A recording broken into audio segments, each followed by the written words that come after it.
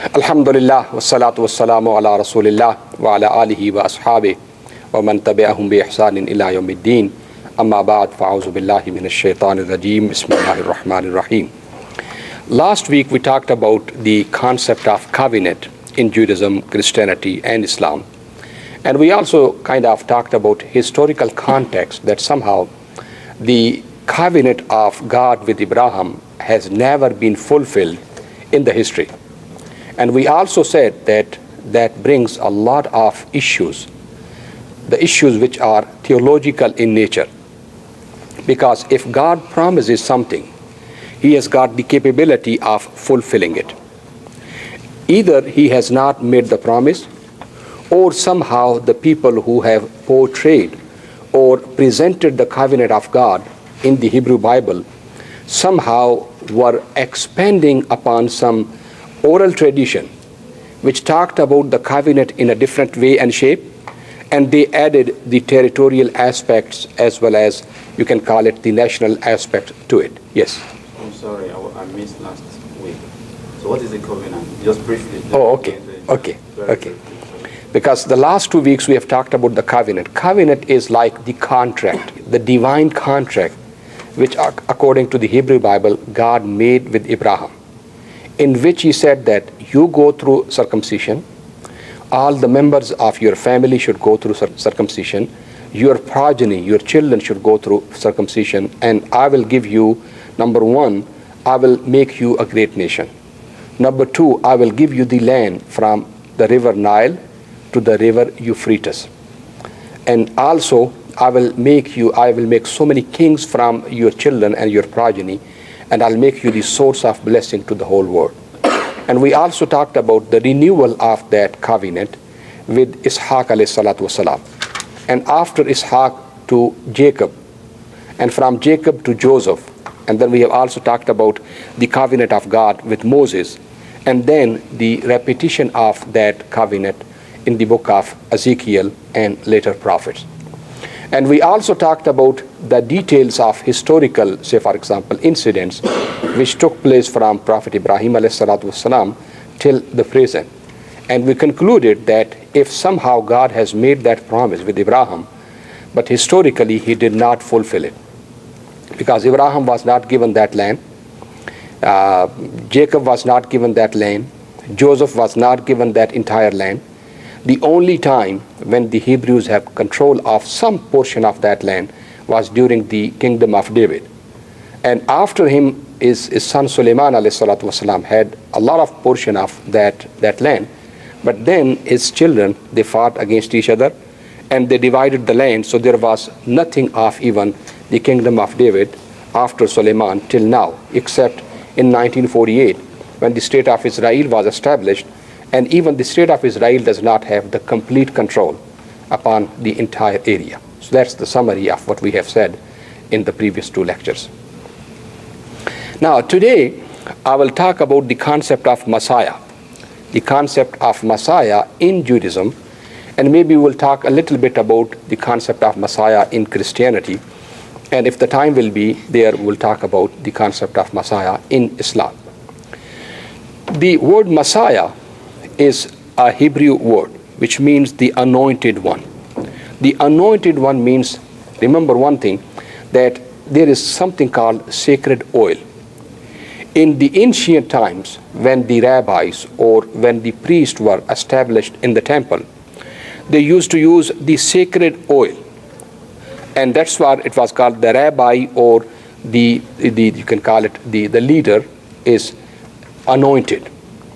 When the kings were, established on the throne, they would go through public ceremony of anointment, putting the sacred oil. So that's what is the concept of Mashiach or Messiah.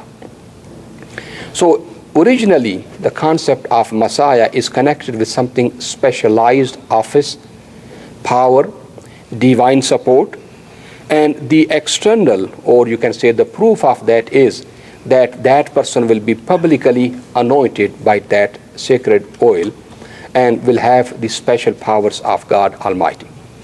So the concept of Messiah is an old concept in Judaism, especially from the book of Psalms or Isaiah, or Ezekiel, there are so many details about who is going to be the Messiah, what is going to be his office doing, what are the type of things he's going to accomplish, and what type of powers God will give it to him. Now remember one thing, that usually the divine figures like Messiah are sought out in two kinds of situations. Either when there is a lot of hope, when you've got power and you feel that this power can be expanded to control most of the accompanying territories, or in a situation of hopelessness, when there is a lot of despair and people are unable to even have the basics, then they feel that there's going to be divine intervention and somehow God is going to come and help the nation or the people. Just take the example right now. The Muslim Ummah is going through a lot of difficult times. This has been perhaps the bottom of their history since the beginning of Islam, especially the last 3 centuries. There are wars going on everywhere. Muslims are not technologically developed. So whenever there is frustration, you will see Muslims talking about Imam Mahdi, talking about what? Messiah. That Isa alayhi salatu wasalam is going to come, Mashiach is going to come, Imam Mahdi is going to come, and he is going to liberate the Muslim nation and bring the honor and dignity back to them. Because there's despair, there is hopelessness, so people think that somehow it has gone far beyond their capabilities to bring the renewal of the Muslim Ummah. So therefore, they keep on talking about a Messianic figure and a Messianic age.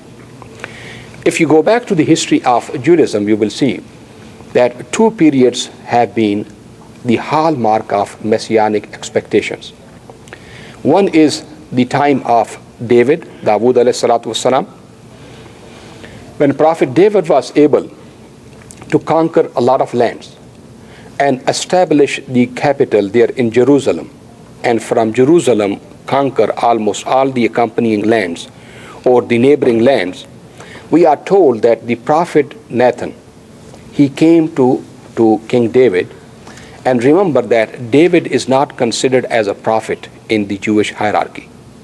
In Judaism, David is a king, and prophet is somebody who is not from the family of king, but is sent as a reminder to the king or to the head of state. So Prophet Nathan, he goes to David and he tells him or gives him the prediction that God is going to make your son, your firstborn, into a huge king, and will bless from your progeny the Messiah, who will revolutionize the whole world, who will bring the 12 tribes of Jews, into Israel, unite them, and from there he will take the message of Judaism and the Jewish God all over the world. So this is, in Sam, you get a lot of details about the Messianic expectations, the figure of Messiah, and what that Messiah is going to bring about. After what happens, after Sulaiman alayhi salatu wasalam or Solomon, and after the Roman Empire crushed the Jewish state or the Hebrew state, and then there were so many revolts against the Romans, and somehow those revolts or rebellions were not successful. So at that time, the expectation of Messiah were brought to the limelight again. That Messiah is going to come, he is going to bring the Jewish people back, and he is going to bring this kind of revolution. So a lot of Messianic figures appeared during those difficult times. And especially one of them, and I'll talk about it later on. Simon bin Kawkaba, you can call it. Kawkab is star. Simon bin Kawkaba was one of the people who revolted against the Romans, who killed some of the Roman kings, who freed Jerusalem, and was able to establish the services in the temple, and also planned to rebuild the temple which was destroyed by the Romans. So even, you can call it rabbi, one of the famous rabbis, who is thought to be the authority in the rabbinic tradition, like you can call it a Tabari or Ibn Kathir, or you can call somebody. He himself, he said that, yes, this is Simon bin Kawkaba is the real Messiah. But then he was killed by the Romans.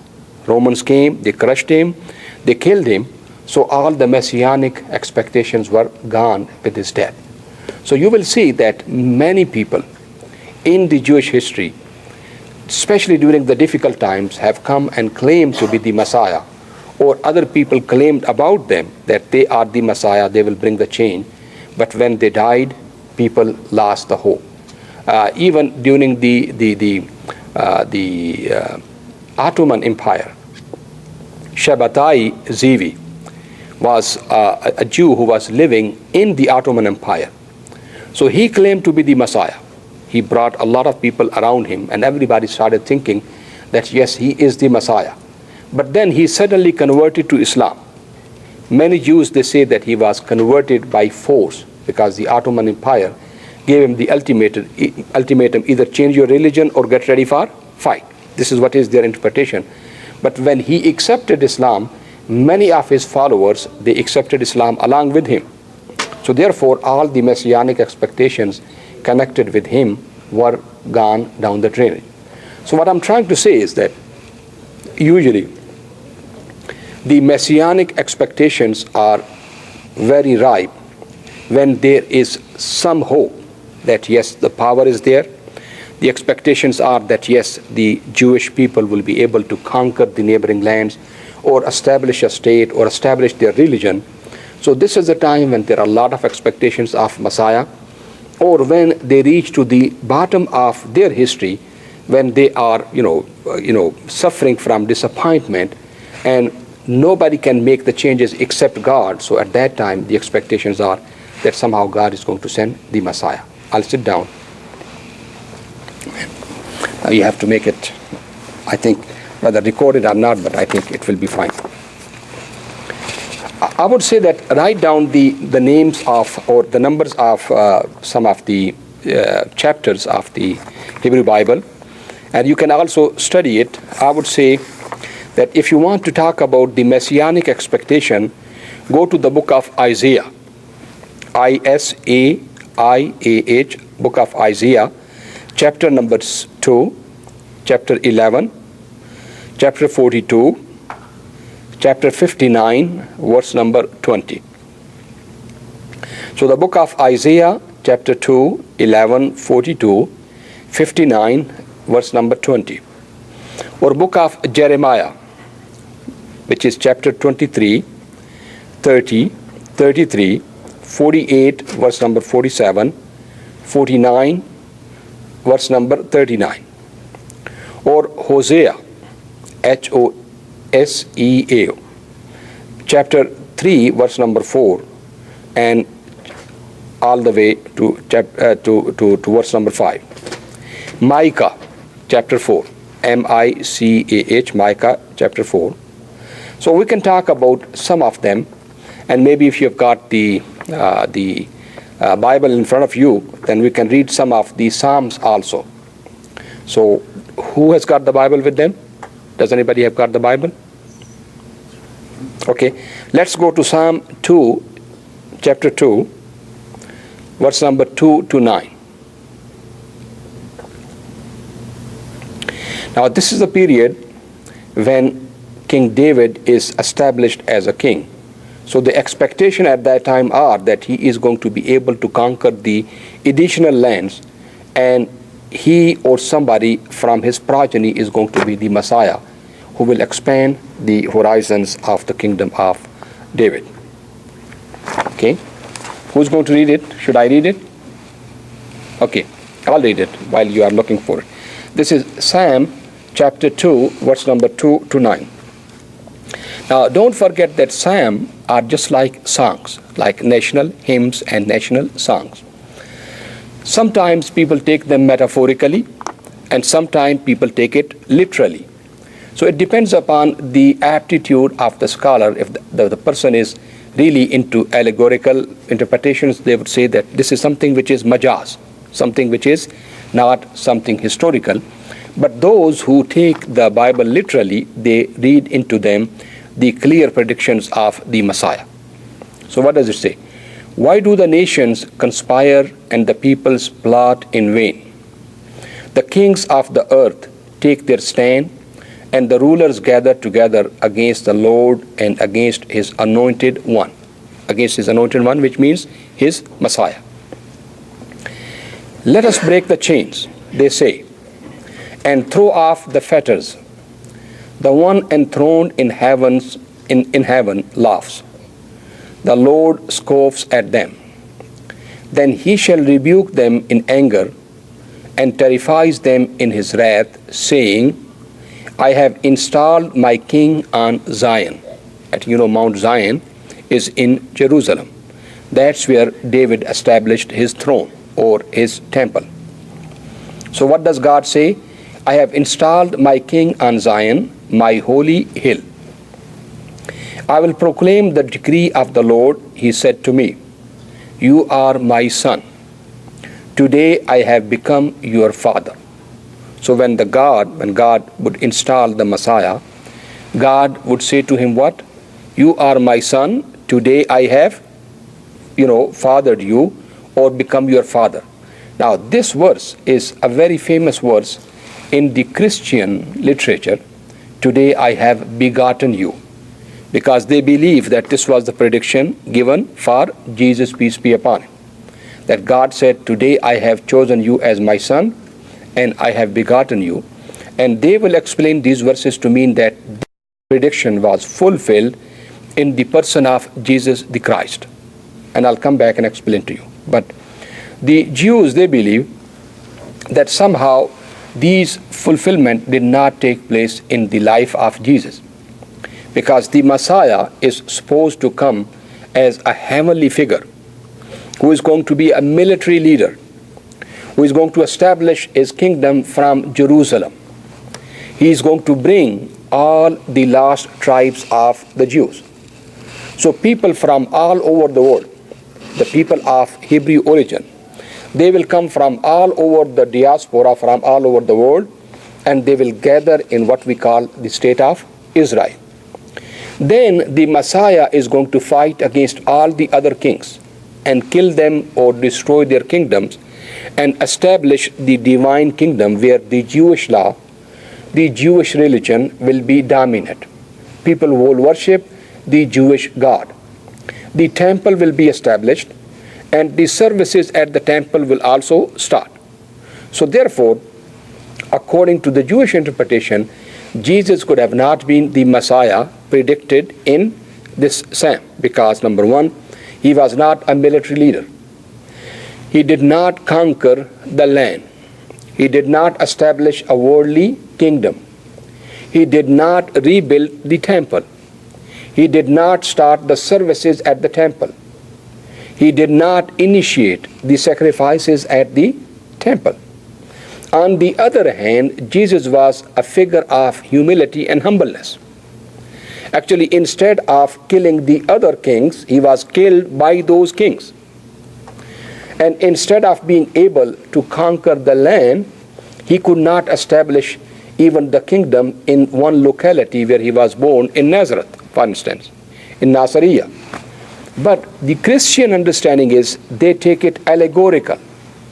They say it was metaphorical, it was the spiritual kingdom and not the worldly kingdom. So Jesus did establish the kingdom, which is spiritual kingdom. That's where his followers have ruled the world from Rome all over the world. And even nowadays they are more powerful than the Jews, than the, say for example, Muslims.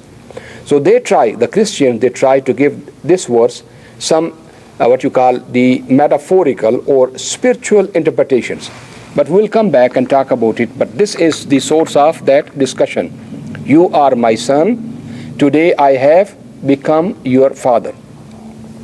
Ask of me, and I will make the nations your inheritance. I will make the nations what? Your inheritance. I will give it to you as your inheritance. Remember what happened? God said to Abraham that I will give you and your children this land as an inheritance forever. So the same word is used, that I will give the nations to you as inheritance, the ends of the earth your possession. Which means that the Messiah's kingdomship is going to be all over the globe. It is going to be a new universal world order. a universal world order where the Messiah would rule all over the world. You will rule them with an iron scepter. You shall dash them to pieces like pottery. Imagine that God's power is going to be given to the Messiah. He is going to destroy every nation and re-establish something new, and nobody will be able to withstand his or what? His military might. Let's go to Psalm 20, verse number 6 and 9. Psalm chapter 20, verse number 6 to 9. Is everybody there? I know that the Lord saves his anointed, that the Lord saves the Messiah. He answers him from his holy heaven with the saving power of his right hand. As you know, right hand is the source of power. That's where, so God's might is there to help and support the Messiah. Some trust in chariots and some in horses. You can call it nowadays missiles or aeroplanes, the weapons. But we trust in the name of the Lord our God. They, the enemies in chariots and on horses, are brought to their knees and fall.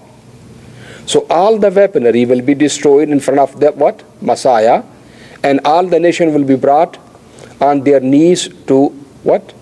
To give sajda or prostrate in humbleness in front of the Messiah. But we rise up and stand firm. O Lord, save the king. Answer us when we call. So the king is Messiah. King is what? So Messiah is not going to be just a spiritual figure. That is going to be what? A worldly figure, a military figure. Now let's go to Psalm 45, verse number 3 to 7. The first psalm or second psalm? There are two psalms, right? Psalm, the first one which we quoted was Psalm 20, verse number 6 to 9. And now I'm going to Psalm 45, verse number 3 to 7. Okay, are we ready? Get your sword upon your side, O mighty one. Clothe yourself with splendor and majesty. In your majesty ride forth victoriously on behalf of truth, humility, and righteousness. Let your right hand display awesome deeds. Let your sharp arrows pierce the hearts of the king's enemies. Let the nations fall beneath your feet. Your throne, O God, will last forever and ever, and scepter of justice will be the scepter of your kingdom. You love righteousness and hate wickedness. Therefore God, your God, has set you above your companions by anointing you with the oil of joy. Anointed means the Messiah. Now again, this verse is very famous among the Christian theologians, because here God or the Psalms are using the word God for Messiah. God says to his Messiah, because he is called the Son of God, so therefore what is he saying? Your throne, O God, which is reference to Messiah, will last forever and ever. Once that new era comes, the Messianic time comes, then it will remain for eternity. So the Jewish people after that will never lose power.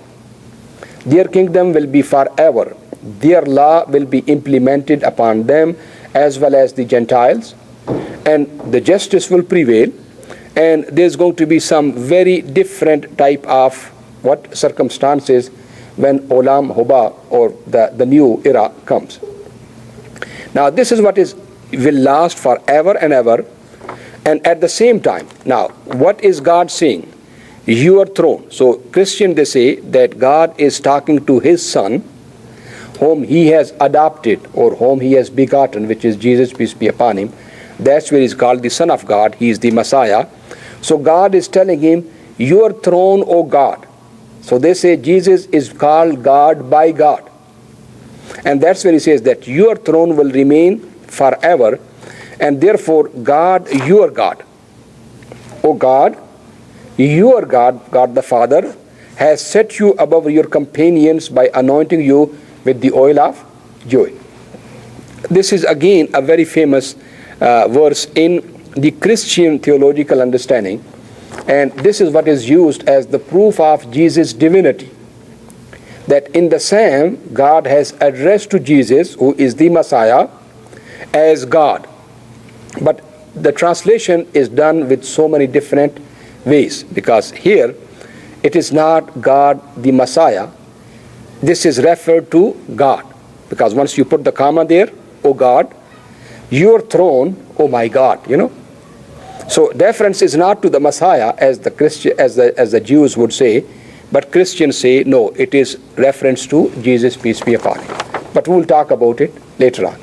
Jewish interpretation of Messiah are very different than the Christian interpretations of Messiah. Okay, let's go to Psalm 110, verse number 1 to 6. Psalm 110, verse number 1 to 6. The Lord says to my Lord. Now remember, here is the difference. The Lord with capital L will refer to God, and say to my Lord is going to be small l. Okay? Now in the Christian interpretations, both of them are going to be the capital L. The Lord said to my Lord, because to them God the Father said to God the Son.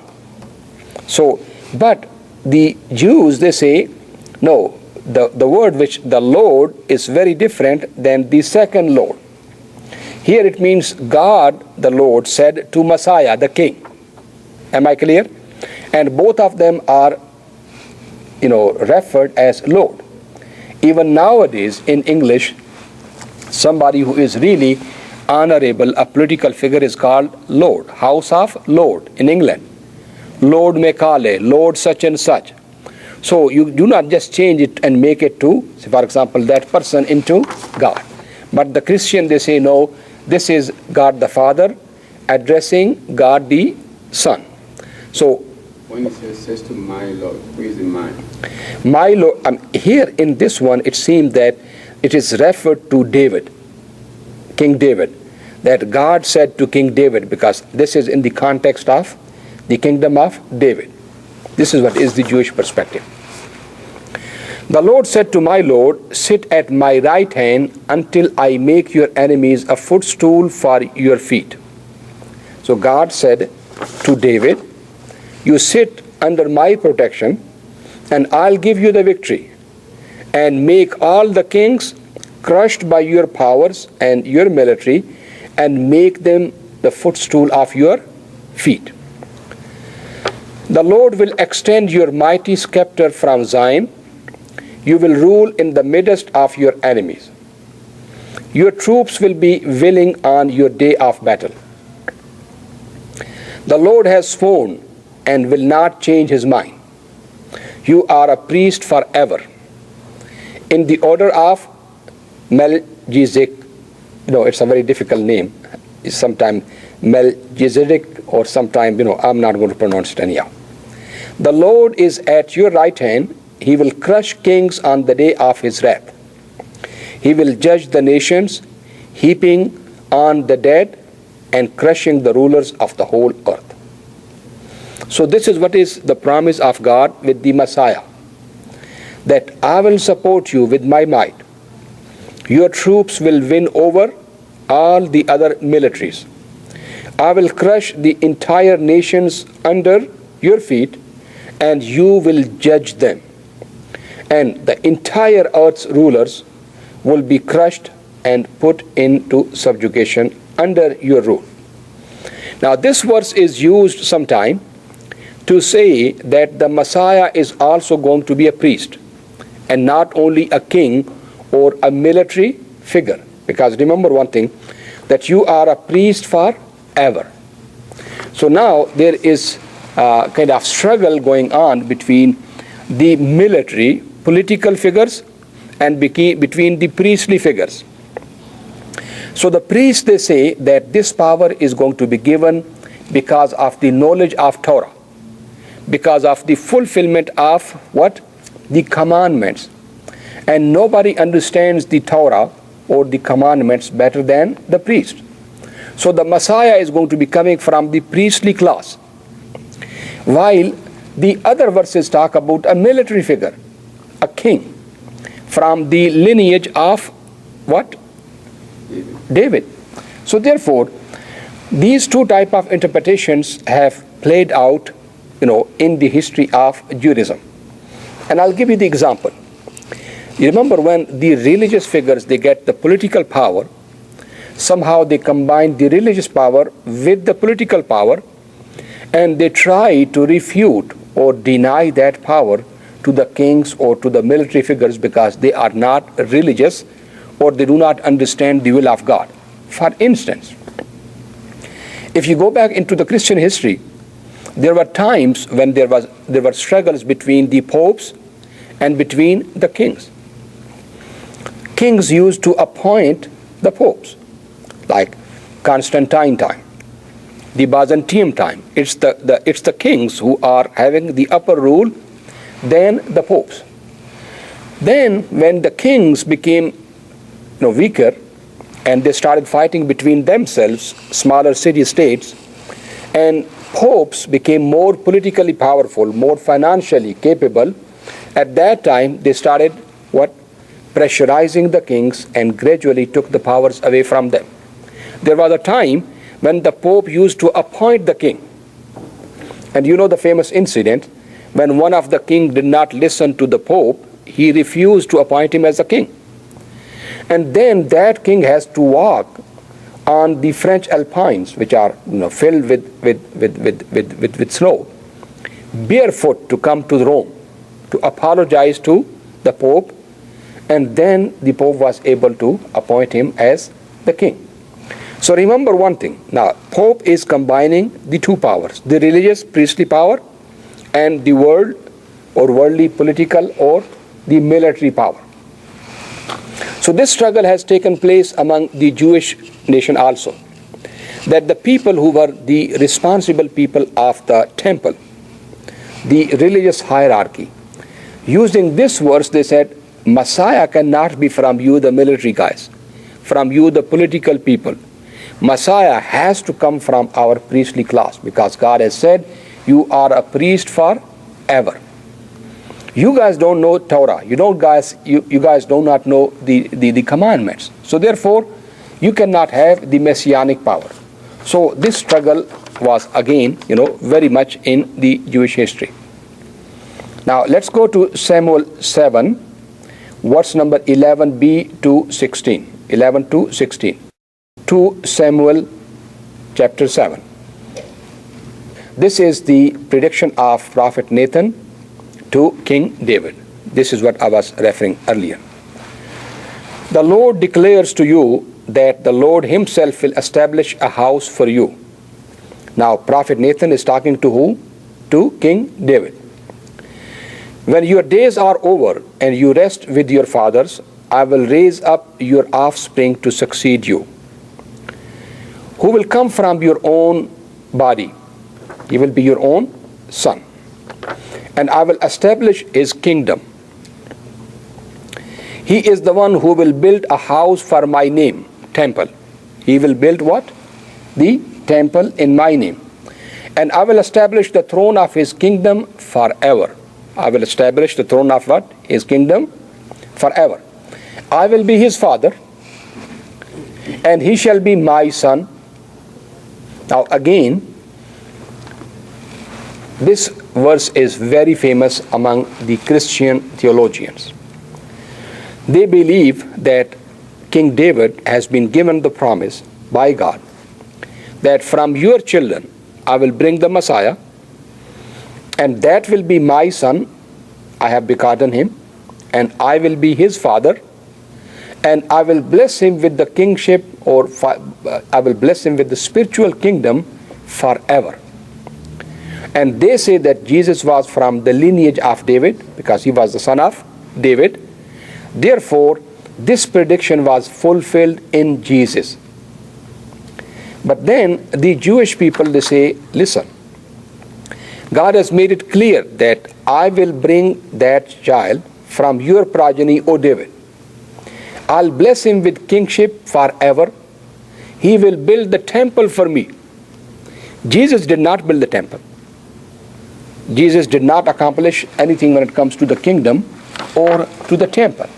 So therefore, this kind of accusation takes place between the Christians and the Jews on the interpretation of this verse. So when it said that to David that your son will have a kingdom, is that not Solomon? Yeah, that's what the Jews, they say, that the promise which God has made in, here in this 2 Samuel, that is the promise with David about the kingdom and the expansion of the kingdom of King Solomon. Okay? And King Solomon was the one who built the temple. That's why it's called the Solomon temple. So therefore they say that this prediction has been fulfilled by Suleiman or King Solomon. I will be his father and he shall be my son. When he does wrong, I will punish him with the rod of man, with floggings inflicted by men. But my love will never be taken away from him. Your house and your kingdom shall endure forever before me. Your house and your kingdom, O David, through your son Solomon, will endure forever before me. Your throne shall be established forever. Your throne will be established forever. Now, even when it comes to the Jewish, interpretations, they say that yes, Solomon was able to establish the kingdom. He was able to build the temple, but his kingdom was not all over the world. And that kingdom did not continue after his 2 sons fight with each other. So therefore, even this prediction cannot be fulfilled in Solomon. It is about that Messiah who will come from the progeny of David. He will establish the kingdom, and that kingdom will never perish forever. So therefore, they are expecting the Messiah to come from the progeny of David, and when he comes, that kingdom will never go away. Am I clear? Okay. Now, who will go to Isaiah 2nd? I don't have it with me. Who can read it? Isaiah chapter 7, chapter 2nd. Who has got the Bible with you? Which book? Because I have like 4 different books of the Bible. Okay. Book of Isaiah. Prophet Right. Isaiah. Is it King James Version? Is it New Testament? You use the King James version. No problem. Yeah. Chapter 2. Isaiah 2. Can you read it, please? Isaiah 2.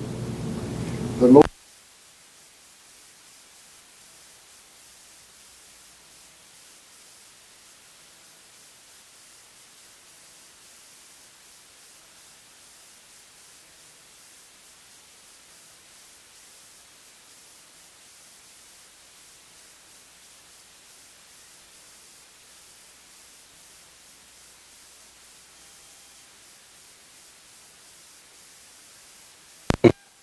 Now the hills referred over here is Mount Zion. Okay? The holy hill. And all nations shall flow into it. And many people shall go and say, Come ye, and let us go up to the mountain of the Lord, the all capital, big Lord, to the house of the God of Jacob. And he will teach us of his ways, and we will walk in his path. For our Zion shall go forth the law and the word of Lord from Jerusalem. Okay. Now remember what Isaiah is predicting. Isaiah is the prophet who is predicting that this holy hill, which is Mount Zion in Jerusalem, is going to become the center of the entire universe, where all the kings, all the nations, the Jews and the Gentiles will gather there. They will follow the commandments of your Lord, the Jewish God. The Jewish commandments or the law will be implemented both upon the Jews as well as non-Jews. All the nations will flock to Jerusalem, which means everything will happen as nowadays everything is happening in Washington.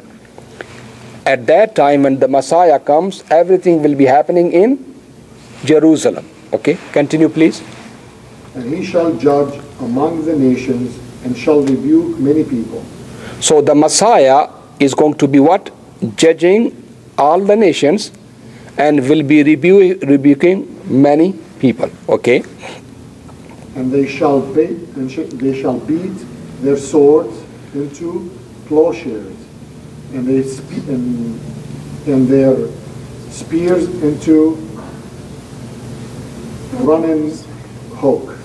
Mm-hmm. Nation shall not lift up sword against nation, neither shall they learn war anymore. Okay, so when the Messianic age comes, the wars will stop. There will be absolute peace because no nation will be able to withstand the power of Messiah. So they will not be able to raise their swords and lances and shoot their arrows against the Hebrew people or the Messianic military. So when is going to be peace coming? When everybody will give up their weapons against the Jewish people. Then when there is only one kind of law, one kind of judge, one kind of military might, one kind of law and order in the world, at that time there's going to be peace and prosperity. And actually in some of the other verses you will read that even the beast will stop what? Preying upon the other animals. So the wolf and the sheep will stay together. There will be prosperity. But all of that is going to be under the law of God as given in Torah and as implemented by the Jewish people. Okay? Go ahead. O house of Jacob, come ye, and let us walk in the light of the Lord. Therefore thou hast forsaken thy people, the house of Jacob, because they be replenished from the east, and are soothsayers like the Philistines, and they please themselves and the children of strangers.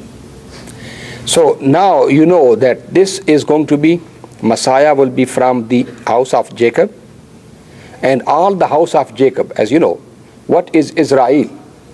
You remember the story when Jacob wrestled with God, and God told him that your name is going to be no more Jacob, but what? Israel. So now the house of Jacob means all the children of Jacob, all the Israelites. So they will be brought back to Jerusalem.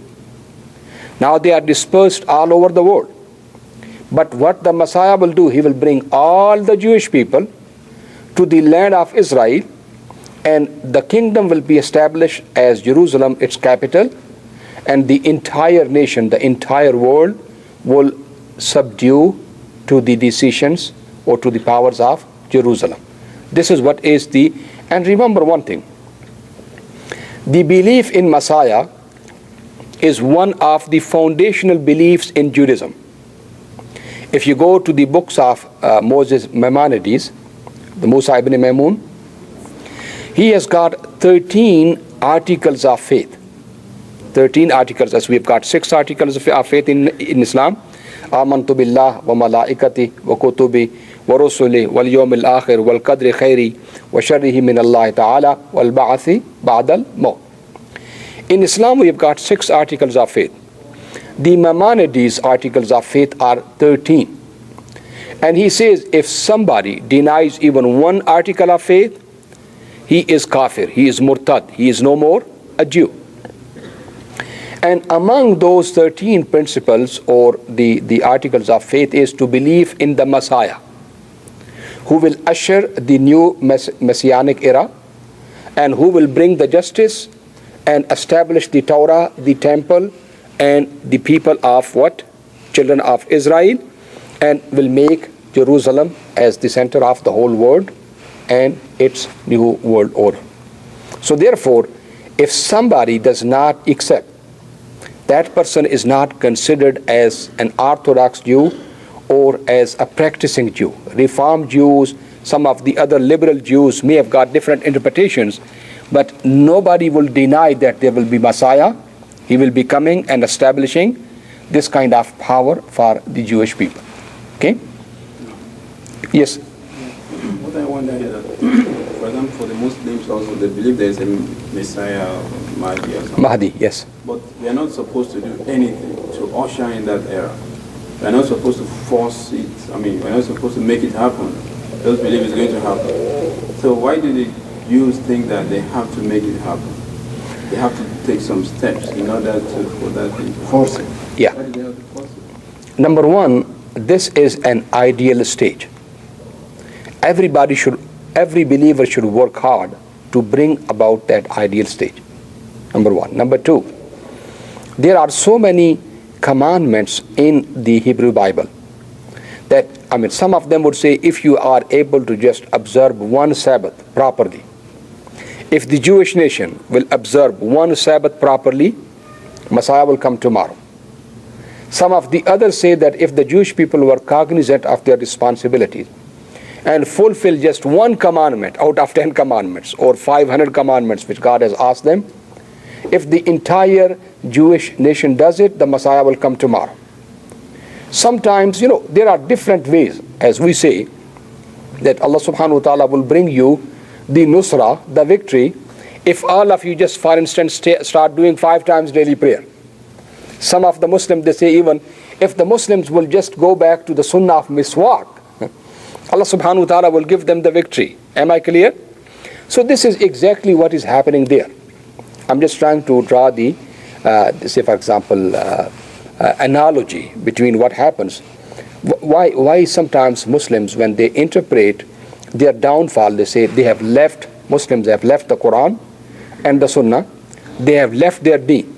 So only if they were to just return back to Islam, Allah subhanahu wa ta'ala's nusra and help will come. And with all honesty, I really feel that when people are not willing to work hard, when they are not able to analyze the reasons for which Allah subhanahu wa ta'ala has taken the nusra or the victory away from them, when they are not willing to face the realities and the challenges, and when they want to put everything under the rug, at that time they've got a lot of expectation that somehow God is going to intervene and bring a change which is going to be based upon the power of God, wa alaikum assalam wa rahmatullah, and the automatic victory is going to come. So same thing has happened among the Jews. What happens is that God's promise is not with the people as a race. God is not a tribal God. He is not the God of a race who chooses one race over the other race or favors one race over the others. But somehow the children of Israel, they, like Muslims of present day, they did not want to do much when it comes to morality, the fulfillment of the commandments, or looking into their shortcomings. And they want to depend too much upon God. So all of these expectations were connected with the figure of Messiah, that now why the help and the victory is not with us, even though we are the chosen people of God, because somehow we are unable to fulfill the commandments. Somehow we are not living up to the mark. We are sinners. So when we will stop sinning, when we will start living up to the commandments, when we will, as we say Muslims, when we implement Sharia, everything is going to be full of what? Justice. When Imam Mahdi will come, there's going to be justice. Nowadays there's no justice in the world. So we leave everything to God. We do not want to work hard towards justice. And that's exactly what is happening at the time when the Hebrew Bible is being written, or when the Talmud is being written, because once the Jewish people, they believe that they are the chosen people of God. They believe that Torah is the revealed work of God. God dictated and Moses wrote. And that Torah says that God promised Abraham that I will turn you into a great nation, and I will multiply your numbers, that if people can somehow count the particulars of sand or the number of sand atoms, they will be able to count your numbers. But they are not in billions. They are still in millions, not in billions. And then God promises that I will give you this land, with all of this specific location, but God has not given. So what is the interpretation? That definitely He is going to fulfill His promise if we are able to fulfill the commandments.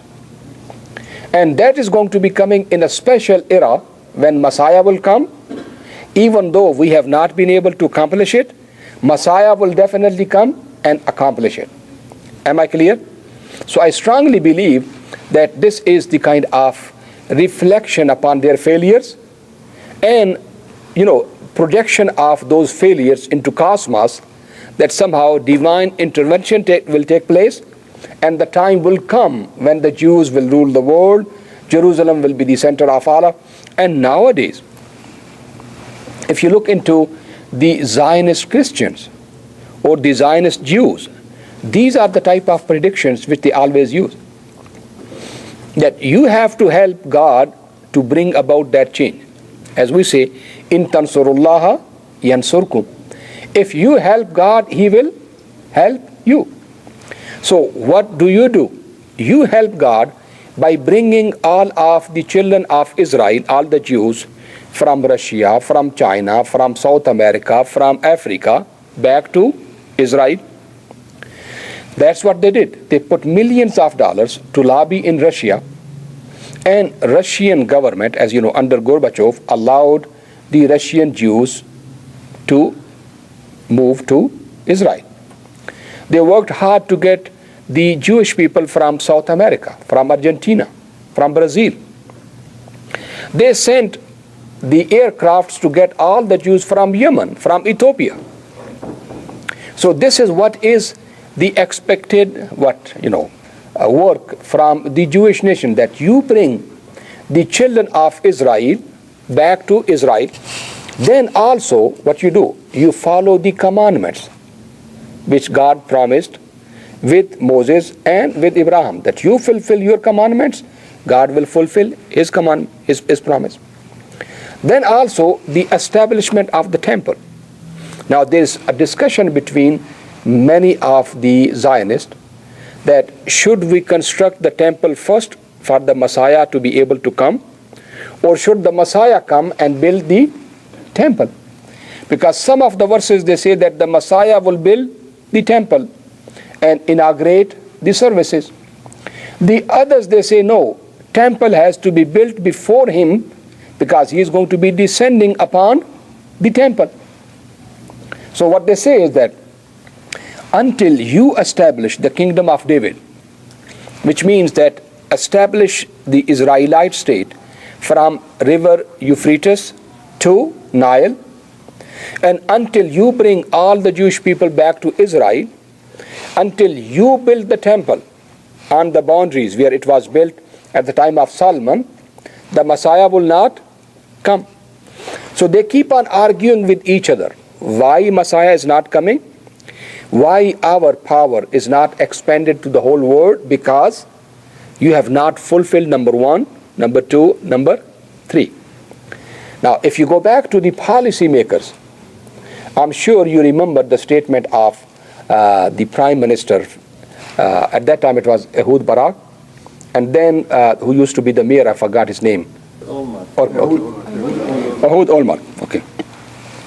Now, if you look at his statement, when somebody, some of the Orthodox, they accused him that you are not working hard to expand the state of Israel. You are not working hard to make a complete Israel or a greater Israel.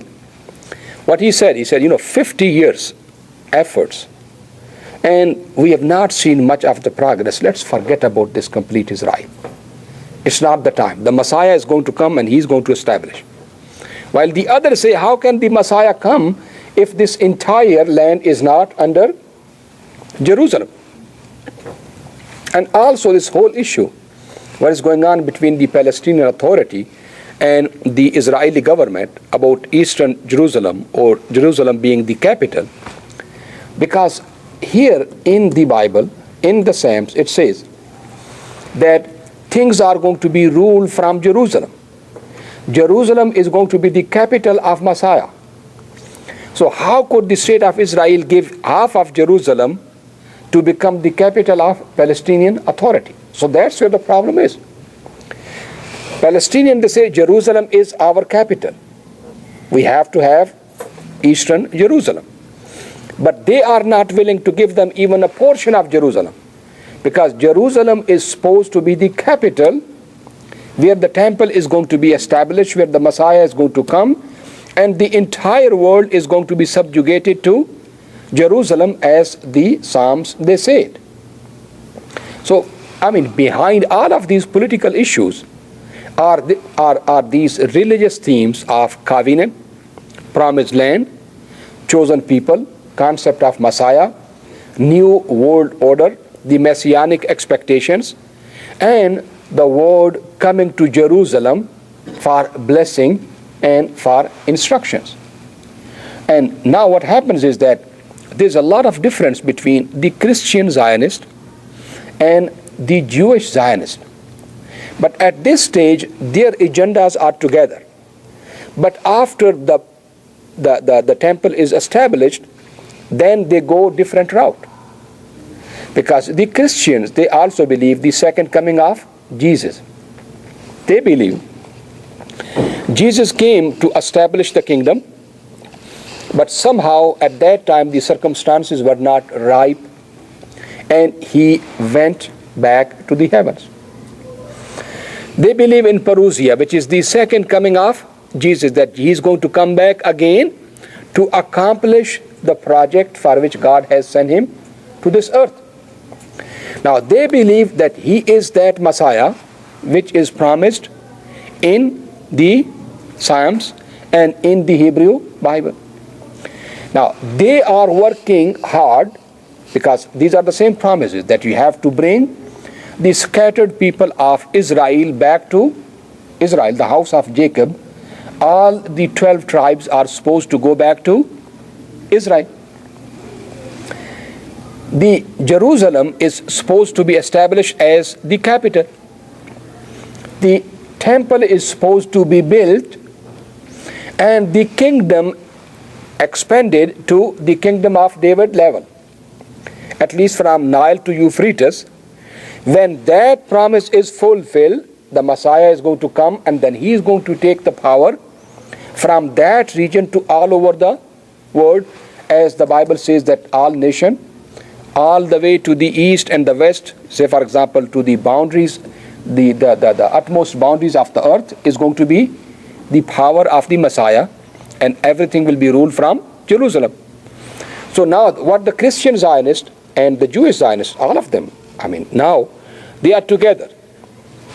So whenever there were Jews who were in Russia or Ethiopia, or all of these Christians, they supported them, gave them the money, and brought them back to Israel.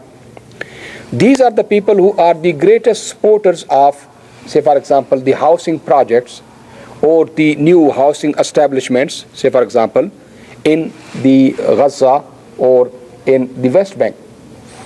These are the people who are spending millions or collecting billions to find the project, fulfill in front of their lives, and the temple being built in Jerusalem at the Western Wall. But then they differ. When the Messiah will come, what will happen? They say, when the Messiah comes, he is going to bring Christianity, as God said, that everybody will follow Messiah, and the rules of God will be implemented, and the entire universe will be subjected to the rules of God as enumerated in the Bible. So the Christian, they say, when Jesus will come as the Messiah, he will make Christianity the world religion. Everybody will become Christian, and there will be justice and there will be peace, because nobody will fight against Christianity. That's where, to them, subduing the Middle Eastern Arabs or Muslims, or subduing the Muslim world and making them under the commandment of Jesus, is number one priority. That's where you heard Gingrich, What did he say in the debate, presidential? He said, they are invented people. They are not supposed to be there, because that land is given to the children of Israel. These people, these Palestinians, these Arabs are intruders. They are the one who are supposed to leave that place and let the Jewish people have their promised land. He's a Christian. He's a Christian right-winger. But imagine a politician on a national scene, in a national presidential debate, has got the guts to come out and say, those people have been living there for thousands of years. Those Palestinians, those Muslims have lived there since Jerusalem was conquered or possessed by Muslims in 638. Now those people are alien, strangers. They are the foreigners. And those people who moved down in 1948 or 1950s or 60s from South America, Russia, from, say for example, other parts of the world, somehow they are the owners of that land. But because of this theology, because of what? Because Gingrich believes in the Bible, in the biblical predictions. So he understands, or he thinks, that if Palestinians or Arabs will be driven out of there, and the last tribes of the Jews will go there, then there is possibility of expansion of that kingdom David from Nile to Euphrates. Then there is possibility of the construction of the temple, and that will bring the Messiah back. So to the Christian understanding, when the Messiah comes, everything is going to become Christian. Okay? That could be the Western power. Some of them have interpreted that the Western powers will make Christianity dominate all over the world. Now the Jews believe that when the Messiah comes, everybody is going to become what? Following the Jewish law. That's where they differ. That's where the Christians and the Jews differ. But because both of them go back to the original, say for example, Hebrew Bible's predictions, so they agree till the establishment of the kingdom of David, the establishment of the temple, and Jerusalem as the capital, and after that they disagree. Just a clarification. The land that the factor in this passage is from Euphrates to Nile. It's more than Palestine and Israel. It's other countries as well. It includes, we have talked about it in the previous two lectures, that includes the present-day Israel, the Palestinian territories, a larger part of Egypt, most of Lebanon, most of Syria, all of Jordan, portion of Turkey, portion of Iraq, the biggest portion of Iraq, Saudi Arabia, Yemen, Dubai, Abu Dhabi, and Oman, and basically, Egypt. Because from Nile comes from Sudan, as you know it. So it's going to be a portion of Sudan too. And actually, it is also Uganda. Because it starts from Lake Victoria, Nile starts from there, which is in Uganda, portion of Kenya, because Lake Victoria is a huge lake. It covers both the countries, Kenya as well as Uganda. So those who are more religious, they do not only go through the Nile, which is passing by Egypt. They say from Nile to Euphrates. So Nile starts from where? It starts from Uganda. That's where the original Zionists, when they were making a kind of deal with the British Empire, they originally wanted to have Uganda as their country. There was a discussion going on that give us Uganda. And then it was changed to Poland one time. And then the negotiation ended up in Israel, which is the Palestine. So some of them would say it is part of Uganda, Kenya, which means that portion of Africa. This northern portion of is going to be what? Africa. So Sudan, Egypt, then Euphrates starts from Turkey, in the mountains in Turkey. From Turkey it comes to Syria. From Syria closer to Mosul it enters Iraq, and it cuts throughout Iraq, passing by Baghdad, goes to Basra, and in Basra it goes to the Persian Gulf. So the greater Israel, the promised land, is not going to be only part of Turkey, but it's going to be part of what? Africa, from Kenya to And then if you cut that one, then maybe Ethiopia and Somalia, all of that. So different interpretations of the promised land, different boundaries, different details. I'm wondering if anybody interpreted the children of Abraham in that prophecy to mean Arabs and Jews all together. We discussed it also last week. We said that number one, either God has not promised as it is portrayed in the Hebrew Bible, or he could not fulfill them. But God has got the power to fulfill his promise. But he did not fulfill it with the children of Abraham through Isaac, because they have never been in control of this entire region.